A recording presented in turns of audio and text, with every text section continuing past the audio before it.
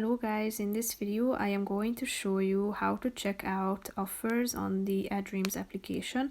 But first I just want to mention, don't forget to subscribe to my channel because at 10,000 subscribers I am going to show you my whole YouTube revenue statistics and growth strategy, how to make money online. So let's jump into it. First of all, open the application on your phone. Then tap on the search button down below in the left side corner of the screen.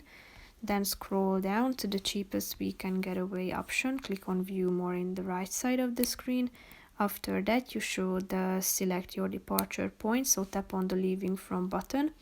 Then set departure point and also the number of passengers, and here you can find relevant options, so tap on it.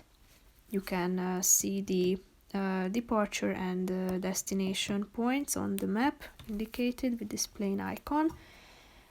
After that, here you can find the results, so tap on the relevant one that you are interested in and click on the button continue.